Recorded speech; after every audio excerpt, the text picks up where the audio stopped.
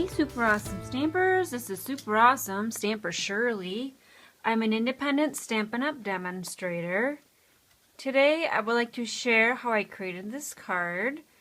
We will be making it at our Ronald McDonald house, Cards for Cause fundraiser in a couple of weeks.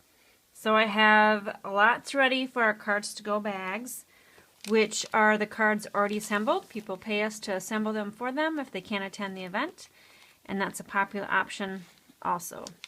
So I want to share some tips and tricks on how to create this card. Alright, so the base is Bermuda Bay. It's cut at 11 inches by 4 1/4 inches. We processed it through the Big Shot using our Decorative Dots embossing folder, so we get that nice asymmetrical bubbly look. It echoes the pattern right there. The next layer on top, so let me just pull this in, it's not decorative dotted, but I'm just going to pretend assemble so you can see how I do a few things. So the Watermelon Wonder is cut at 3 1/4 or 3.75 inches by 3.75 inches. The next layer on top is cut at 3 1/2 by 3 1/2 inches. And then all of the ink for the three different flavors of ice cream and the cone are stamped in Tip Top Taupe. And I used the Ronald McDonald House stamp set, Sprinkles of Life. So a portion of the sales from this photopolymer stamp set are donated directly to Ronald McDonald House. Alright, so I also wanted to share how I created no scraps using our Designer Series paper.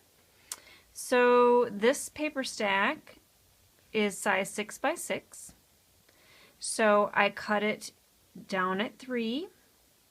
And then if you cut each 3 by 6 piece in quarters, which is 1 1/2 by 3 inches, you will get 8 equal pieces. So for the cherry side, and actually what I wanted to do was a cherry on top right there. That's what that is. I cut it at 3. And then you cut the 6 by 3 piece into 8 equal pieces. So that would measure 3 by 3/4 of an inch. So then you can get 16 pieces off of one 6 by 6 piece of the cherry print. And they both come from the Cherry on Top Designer Series paper stack.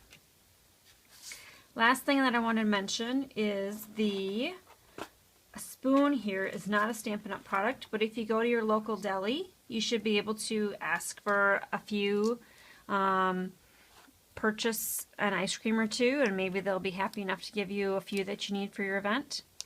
So what I did was I took our Whisper White Baker's twine, this is about 5 1/2 inches, laid it across that crazy little pattern there, put a glue dot on the spoon part, okay, attempt. There we go.